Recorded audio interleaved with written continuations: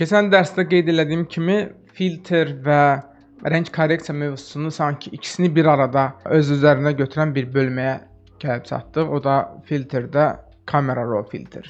Bu nəyə cavabdehdir, nə işə yarayır, gəlin ona baxaq. Ümumiyyətlə fotoqraflar bizdən fərqli olaraq bir rəng korreksiyası, işıq korreksiyası zamanı nadir hallarda yəqin ki, girib hər bir fərqli imkanlarla, fərqli alətlərlə ayrı-ayrılıqda işləyirlər. Bunu elə birbaşa Lightroom ya da ki, Camera Raw kimi filtrlərlə, alt proqramlarla eləyirlər. Hansı ki, elə bu funksiyaların, nəinki bu funksiyalar, hətta bəzi filtrlərin imkanları belə bir arada toplanıbdır. Gəlin duplikatını çıxardıq ənənəvi qaydada layerin və baxaq görək Camera Raw-la biz fotoya hansı müdaxilələr eləyə bilərik. Camera Raw filtrini açmaq üçün layerini seçdik, filtr və Camera Raw filtrinə daxil olduq. Özlüyündə ayrıca bir proqramı xatırladan bir görüntüdür, bir filtrdir ki, yeri gəlmişkən əslində bəlkə də elədir. Yəni bu bir filtrdən daha çox ayrıca bir proqramdır sanki. Baxaq görə hansı imkanları var. Elə yuxarıdan siyahı ilə davam edək. Light bölməsi. Şəkildə, fotoda bir işıq korreksiyası aparmaq lazımdırsa, buradakı bu bölmələrlə, buradakı bu barlarla eksperiment apara bilərik. Yəni sağa sola hərəkət elətdirib istədiyimiz görüntünü ala bilərik. Yəni fotoya işıqlılıq qatmaq lazımdırsa sağa, daha tünd eləmək lazımdırsa sola hərəkət elətdirə bilərik. Ümumiyyətlə əslində rəng korreksiyası mövzusunda da mən qeyd etmişdim ki, bu işlər biraz konkret rəqəm verməkdənsə daha çox sağa sola hərəkət elətdirib yəni nə almaq istədiyimizə bağlı bir şeydir. Hərəkət elətdiririk və xoşumuza gələn, optimal hesab etdiyimiz parametrdə saxlayırıq. Şəkili daha kontrastlı vermək lazımdırsa, kontrastı artıraq. İşıqlı hissələrə ta ki, highlight-a daha işıqlı və əksinə işıqlı hissələri piksellə bərpa eləmək üçün bu hissəni daha tünd eləyə bilərik və də tərsinə tünd hissələri, kölgə hissələri daha işıqlı və ya daha açıq eləyə bilərik. Məsələn, bəzi fotoqrafların sevdiyi bir texnikadır. Kölgə hissələri açırlar, işıqlı hissələr isə daha da tündləşdirirlər və bu ilə də belə yüksək dinamik intervallı HDR dediyimiz fotolar əldə edə bilirlər. Yəni yenə deyirəm, nə almaq istədiyimizə bağlı bir şeydir. Ağ nöqtələri və qara nöqtələri də eyni qaydada, təxminən eyni məntiqlə tənzimləyə bilərik. Color bölməsinə girək. Yəni işıq korreksiyası verdik və gəldik rəng korreksiyasına. Bizdə o tərəfdə bunun üçün Hue, Saturation, Vibrance kimi pəncərələr var idi. Color Balance var idisə, biz əslində buradan da həmin şeyi, yəni bir pəncərənin içində bir sıra funksiyanı bir yerdə idarə edirik. Şəklin ümumi temperaturu isti mi olsun, yoxsa soyuq tonlarda mı olsun, tinti, yəni çaları hansı rəng çalarlarında olsun, müdaxilə edə bilərik.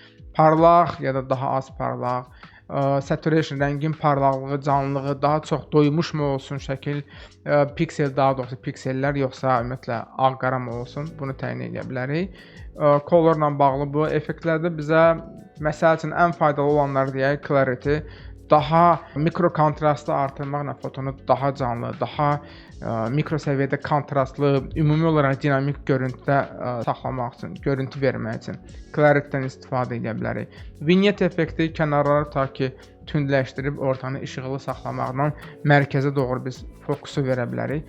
Fotonun əvvəlki variantını və sonraki variantını müqayisə eləmək istəyirsinizsə, aşağı sağ tərəfdə bu iki rejim arasındakı, belə deyək ki, dəyişmə butonunu aktivləşdirib və ya deaktivləşdirə bilərik. Ya da qabaqda mötərizədə də göründüyü kimi əyri slash işarəsini, əyri necə deyək, xətt simvolunu klaviaturada basıb saxlamaqla, bir dəfə daha doğrusu basmaqla bir rejimdən digər rejimə də keçə bilərik. Vignette-dən başqa grain effekti də özü də maraqlıdır. Biz filtrdə, noise filtrdə onun üzərindən keçdik. Yəni fotoya bir noisy görüntü vermək istəyirsinizsə, rahatlıqla bu funksiyaya müraciət edə bilərsiniz. Curve eyni bizim curvelər bölməsində, curve pəncərəsində elədiyimiz işləri burada da aşağı-yuxarı eyni məntiqlə görə bilərik. Yəni daha çox əslində işıq və rənglə bağlı funksiyalar fotoqrafları düşündürən, onları maraqlandıran mövzulardır. Ona görə biz burada nəsə desək, hətta müəyyən qədər cahillik eləmiş də olarıq. Ona görə çox detalların üzərində dayanmayaq. Distortion yenə də fotoqraflara bağlı bir şeydir. Əgər linzalarda, linza çəkilişində ümumi bir distortion varsa, bir yansıma, bir əyilmə, bir dəyişmə varsa, onları korreksiya edə bilərik. Ümumi, yəni aktiv istifadə etdiyimiz takip funksiyalar bunlardırsa, okeylədik və əslində kifayət qədər radikal, fərqli bir görüntüdə foto əldə eləmiş olduq. Burada bu mövzuda smart filtrlər məsələsinə də toxunmaq istərdik. Biz Smart Object mövzusu ilə müvafiq bölmələrdə tanış olmuşduq və əslində bəlkə də Smart layerin tək bir özəlliyi qalmışdı bizdə, hansı ki o mövzuya toxunmamışıq. O da smart filtrlərdir. Elə bax bu kamera raw mövzusunda gəlin elə smart filtrlər məsələsinə də toxunaq. Bizim yəni tamamlanmamış da olsa sadə belə bir manipulyasiyamız var. Təbii ki bu hələ reallıqdan, ideallıqdan daha doğrusu çox uzaqdır. Xüsusən də işıqla bağlı ciddi problemlər var bu görüntünün. Amma biz bu görüntünü almışdıq. Blur filtrlərini izah eləyərkən ona görə daha çox blura, fokusa, nə bilim, kölgəyə fokuslanmışdıq, nəinki işıq effektlərinə. Amma yəni kamera raw-la deyə bilərsiniz ki, nə əlaqəsi var? Bir çox hallarda dizaynerlər praktikada bu şəkildə istifadə edirlər. Yəni bir manipulyasiya elədilər, ondan sonra detallı ayrı-ayrı rəng korreksiyaları tətbiq etməkdənsə, birbaşa elə layerin özünə kamera raw-la müdaxilə edib bir neçə effekti bir dənə filtrlə tətbiq edirlər. Biz də həmin məntiqi düşünək. Orijinal layerlərimizə, manipulyasiyadakı orijinal layerlərimizə zərər verməmək üçün gəlin bunun duplikatını çıxardaq. Bizim layerləri birləşdirmək üçün bir hotkeyimiz var idi. Ümumiyyətlə sağ düyməni basıb layerləri birləşdirməklə bağlı burada ayrıca alt qruplarımız var.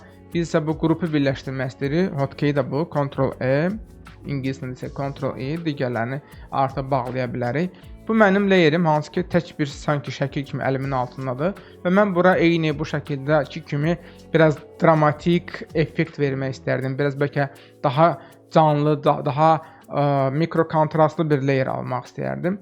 Amma gəlin ilk öncə bunu Smart Object-ə çevirək. Burada sadəcə layerin adı 2 qalmasın deyə adını nə qoyaq? Adını qoyaq da ki Apple Juice. Şərti bir ad qoyaq, əsas odur ki, yəni xaotik görünməsin bizim layerlərimiz daha doğrusu. Və Smart Object-dən sonra, yəni Smart Object-ə çevirdikdən sonra gəlirik yenə də eyni qaydada filtrə və kamera raw filtr. Eyni biraz əvvəl gördüyümüz işləri burada da görək. Ta ki işığı ümumi biraz azaldaq, bəlkə biraz kontrast verək, işıqlı hissələri bəlkə işıqlandıraq ya da əksinə bəlkə biraz bərpa edək, kölgələri bəlkə biraz açaq. Eyni qaydada ağ və qara nöqtələr üzərində də işləyib işıqla bağlı işimizi tamamlayaq. Rənglə bağlı bilmirəm, məsələn bir rəng eksperimentlərinə ehtiyac varmı? Tutaq ki, gəlin biraz daha vintaj ab-hava yaradaq, köhnə retro üslubda bir görüntü yaradaq. Sarı tonlarda olsun, bəlkə nə bilim tinti olsun, çəhrayı tonlarda. Vibrance, gəlin əksinə biraz rəngi bəlkə azaldaq, biraz sinematik kino posteri ab-havası verək. Eyni qaydada bəlkə saturation-a da müdaxilə edə bilərik. Effekti girəndə clarity ilə yenə ümumi mikro kontrastı gücləndirək. Vignette effekti ilə kənarları tündləşdirib ortanı işıqlı saxlayaq. Hətta bəlkə biraz da grainy, noisy, yəni belə şumdan, küydən ibarət bir atmosfer ab-hava verək. Kontrastı artırmaq istəməzdim. Yeri gəlmişkən color correction ilə bağlı əslində burada kifayət qədər maraqlı bir bölmə də var. Color mixer, yəni fərqli rənglərə fərqli şəkildə toxunuş eləmək imkanınız var. Məsələn, yaşıl rəng tutaq ki, daha zelyonka yaşılı olsun, yoxsa biraz daha qırmızımtıl yaşılı olsun. Yəni vintaj görüntü almaq üçün bəlkə də əslində bizə faydalı ola biləcək bir bölmədir. Grading həmçinin daha çox fotoqrafların işinə yarayacaq. Biz ora girmirik. Detailə gələndə biraz kəskinlik verək. Sharp filtrlərimizin görürsüz, noise reduction ayrıca bir filtrdir. Onların hamısını əks eləyən yəni bir bölmədə toplayan bir kamera raw'dan danışırıq hal-hazırda. Optik olaraq bir problemimiz yoxdur, lens blur'a ehtiyac yoxdur, kalibrasiyada ehtiyac yoxdur. Bütün bu dəyişikliklərdən sonra okey eləsək, bizim əvvəlki görüntümüz belə bir maraqlı bir hala gəlmiş oldu. Amma burada diqqət çəkməli olduğum başqa bir məqam var. O da biz Smart Object-ə çevirdiyimizə görə layeri avtomatik filtrdə Smart filtr olur. Bu o deməkdir ki, əvvəlkindən fərqli olaraq Command Z eləyib biz geri qayıtmağa, yəni ki, ehtiyac yoxdur. Geri qayıtmamıza ehtiyac yoxdur. Rahatlıqla bir filtri söndürüb yandıra bilərik ki, əvvəl necə idi, indi necədir. Əvvəl necə idi, indi necədir. Əla, biz hətta bu filtrin parametrlərinə müdaxilə edə bilərik. 2 dəfə tıklayırıq, girərək deyərik ki, bu filtr ümumiyyətlə 50% öz təsirini göstərsin. Sanki filtr ayrıca bir layerdə biz ona şəffaflıq təyin edə bilərik. Yəni heç təsir eləmə, maksimum təsir elə ya da bir 50% təsir elə. Başqa biz nə edə bilərik? Filtrdən rahatlıqla xilas ola bilərik. Bəyənmədiyimiz halda, istənilən halda nə ki söndürə eyni zamanda tamamilə yığışdıra bilərik və özünün ayrıca maska olduğuna görə biz maskalaya bilərik. Yəni hal-hazırda bütün layerimə bu effektlər təsir eləyib. Məsəl üçün, ola bilər siz deyirsiniz ki, müştəri deyib ki, mənim qablaşdırma dizaynımda rənglərimə çox da müdaxilə eləməyin. Biz bu filtrin fona almaya, bütün detallara təsirini saxlayıb, ancaq məhsul üzərindən o təsirini yığışdıra bilərik. Smart filtrin thumbnail seçilidir. Brush'ı götürmüşəm, 100% opacity, qara rəng və bunun üzərində gəzdirirəm. Nə baş verdi? Ağ olan hissələr filtri göstərir, qara olan hissələr isə filtrin təsirini gizlədir. Ya da ki, shiftlə bir yerdə deaktiv edib həmin bu filtrdə söndürə bilərik. Bir daha xatırlayaq, əvvəl bizim görüntümüz belə idi, hazırda isə belə. Camera Raw filtrinin mahiyyəti geniş, kifayət qədər samballı bir filtrin bazı şəkildə mahiyyəti bu. Bir dizaynerin gündəlik iş prinsipində, iş prosesində daha doğrusu, istifadə prosesi, prinsipi, məntiqi bu. Bununla da biz Photoshop dərsləri seriyamızın sonuna gəlib çatdıq. Hal-hazırdakı bir seriyadır və hər halındakı bu dərslərin sonudur. Təbii ki, irəlidə biz bu seriyanı təkmilləşdirib yerinə görə, mövzuya görə bura əlavə dərslər də qata bilərik. Yəni bu net təyin olunmuş bir siyahı deyil, şərti olaraq bir təyin olunmuş siyahıdır. Təbii ki, sonradan istənilən vaxtı dəyişilə bilər. Yenə də ənənəvi tövsiyə bir manipulyasiya eləyib, yəni hansısa foto üzərində də eksperiment apara bilərsiniz, amma praktikada bir dizaynerin həyatında faydalı olsun deyə ən yaxşı bu şəkildə bir manipulyasiya eləyin, layerlərin duplikatını çıxardın, onları birləşdirin və Smart Object-ə çevirib, sonra girin filtrdə Camera Raw-ya və istədiyiniz atmosferə salmağa çalışın. Görək necə alınır. Əgər mövzu ilə bağlı hər hansı əlavə sual yaranarsa, aşağıda şərhlər bölməsində sualınızı yazın. Çalışıb operativ geri dönüş edəcək. Növbəti dərslərdə görüşərik.